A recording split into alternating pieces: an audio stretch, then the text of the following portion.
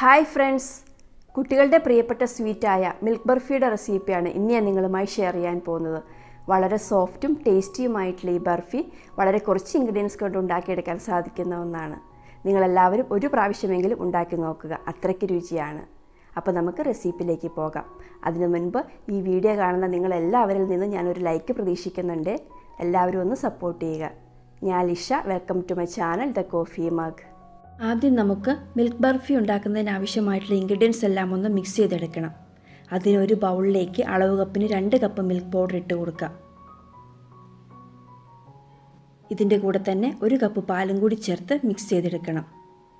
കട്ടകളൊന്നും ഇല്ലാതെ നന്നായി മിക്സ് ചെയ്തെടുക്കാം കേട്ടോ.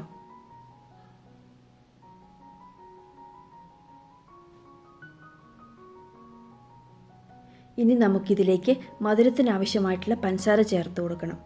ഞാനിവിടെ 1/2 കപ്പും 2 ടേബിൾ സ്പൂണും പഞ്ചസാരയാണ് എടുത്തിരിക്കുന്നത്. നന്നായി മിക്സ് ചെയ്തെടുക്കണം. ഞാനിതിലേക്ക് ചേർത്തിരിക്കുന്നത് മധുരമുള്ള മിൽക്ക് പൗഡറാണ്, അതുകൊണ്ട് പഞ്ചസാര ഇത്രയും മതി. ഇത് കൂടുതലൊന്നും അല്ല കേട്ടോ, ആവശ്യത്തിനേ ഉള്ളൂ. ബർഫി ആകുമ്പോൾ കുറച്ച് മധുരമൊക്കെ വേണമല്ലോ.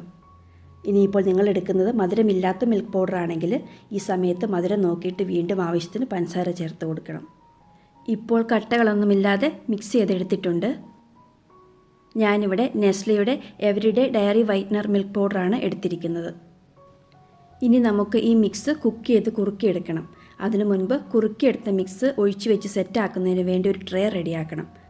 ഞാനിവിടെ ബേക്കിംഗ് ട്രേ ആണ് എടുത്തിരിക്കുന്നത്. ഇതിന് പകരം ഗ്ലാസിൻ്റെ സ്ക്വയർ ട്രേ എടുത്താലും മതി കേട്ടോ. എല്ലാ സൈഡിലും നെയ്യ് അപ്ലൈ ചെയ്ത് കൊടുക്കാം. ഇങ്ങനെ ചെയ്താൽ ഡീമോൾഡ് ചെയ്യാൻ എളുപ്പമായിരിക്കും. അടുത്തതായി ഞാനിവിടെ ഒരു നോൺ സ്റ്റിക്ക് പാൻ എടുത്തിട്ടുണ്ട്. മിക്സ് ഇതിലേക്ക് ഒഴിച്ചു കൊടുക്കാം.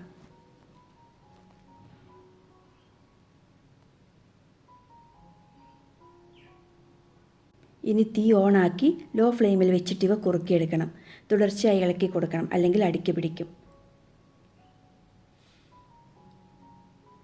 2 മിനിറ്റിന് ശേഷം നമുക്കിതിലേക്ക് 3 ടേബിൾ സ്പൂൺ നെയ്യ് ഒഴിച്ചു കൊടുക്കാം. ഇനി ഇത് നന്നായി ഒന്ന് മിക്സ് ചെയ്തെടുക്കാം കേട്ടോ.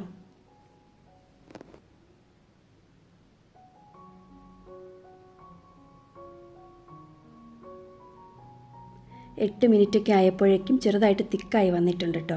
ഇനിയും തുടർച്ചയായി ഇളക്കി കൊടുത്തുകൊണ്ട് കുറുക്കിയെടുക്കണം.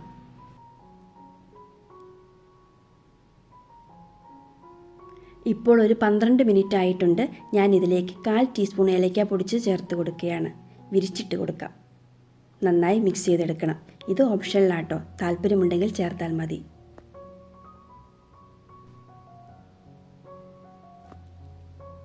ഇപ്പോൾ ഒരു 15 മിനിറ്റ് ആയിട്ടുണ്ട്. ഈ സമയത്ത് ഒരു നുള്ളു ഉപ്പ് ചേർത്ത് കൊടുക്കാം. ടേസ്റ്റുകളൊക്കെ ഒന്ന് ബാലൻസ് ചെയ്യുന്നതിന് വേണ്ടിയാണ് ഉപ്പ് ചേർത്ത് കൊടുക്കുന്നത്. ഇപ്പോൾ കുറച്ചുകൂടി തിക്കായി വന്നിട്ടുണ്ട്. ഇങ്ങനെ ഏകദേശം 20-25 മിനിറ്റോളം കുക്ക് ചെയ്യുമ്പോഴേക്കും കറക്റ്റ് കൺസിസ്റ്റൻസിയിൽ കിട്ടും. ഞാൻ ഇതിനു മുമ്പ് കുറേ നല്ല സ്വീറ്റ്സ് റെസിപ്പീസൊക്കെ ചെയ്തിട്ടുണ്ട് കേട്ടോ. അവയുടെ ലിങ്ക് എൻ സ്ക്രീനിലും ഡിസ്ക്രിപ്ഷൻ ബോക്സിലും കൊടുത്തിട്ടുണ്ട്. നിങ്ങളെല്ലാവരും അതും കൂടി ഒന്ന് കാണണേ.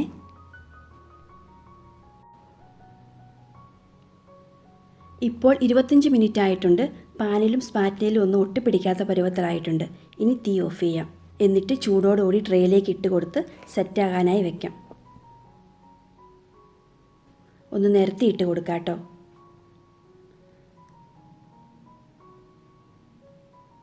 ഈ സമയത്ത് സ്പാറ്റിൽ കുറച്ച് നെയ്യ് പുരട്ടുകയാണെങ്കിൽ ഒട്ടിപ്പിടിക്കാതിരിക്കും. ലെവൽ ചെയ്ത് എടുത്തിട്ടുണ്ട്. ഇനി നമുക്കിതിൻ്റെ മുകളിലേക്ക് കുറച്ച് ബദാം സ്ലൈസ് ചെയ്തത് ഇട്ട് കൊടുക്കാം.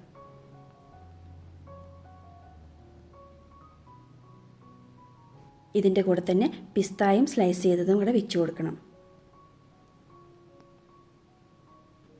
ഇതും കൂടി ഒന്ന് പ്രസ് ചെയ്ത് കൊടുക്കാം കേട്ടോ. ഇനി ഇത് ചൂടൊക്കെ ആറി സെറ്റാവുന്നതിന് വേണ്ടി വെയിറ്റ് ചെയ്യാം. കുറഞ്ഞത് 2 മണിക്കൂറെങ്കിലും വെക്കണം. ഇപ്പോൾ ഒരു 3 മണിക്കൂറായിട്ടുണ്ട്. ഞാൻ ഡീമോൾഡ് ചെയ്ത് എടുത്തിട്ടുണ്ട്. ഇതൊന്ന് കട്ട് ചെയ്ത് നോക്കാം കേട്ടോ. കട്ട് ചെയ്യുന്നതിന് മുൻപ് കത്തിയിൽ കുറച്ച് നെയ്യ് പുരട്ടുകയാണെങ്കിൽ ഒട്ടിപ്പിടിക്കാതിരിക്കും. അപ്പോൾ നിങ്ങളും ഒന്ന് ട്രൈ ചെയ്ത് നോക്കണം കേട്ടോ. വളരെ ടേസ്റ്റി ആയിട്ടുള്ളതും സോഫ്റ്റുമായിട്ടുള്ള ബർഫിയാണിത്. എല്ലാവർക്കും ഇഷ്ടപ്പെടും. ഒരെണ്ണം എടുത്ത് നോക്കാം കേട്ടോ. അപ്പോൾ നിങ്ങൾക്ക് ഈ റെസിപ്പി ഇഷ്ടപ്പെട്ടെങ്കിൽ ലൈക്ക് ചെയ്യാനും നിങ്ങളുടെ ഫ്രണ്ട്സിനും ഫാമിലിക്കും ഷെയർ ചെയ്യാനും മറക്കല്ലേ. മറ്റൊരു നല്ല റെസിപ്പിയുമായി വീണ്ടും കാണാം. താങ്ക്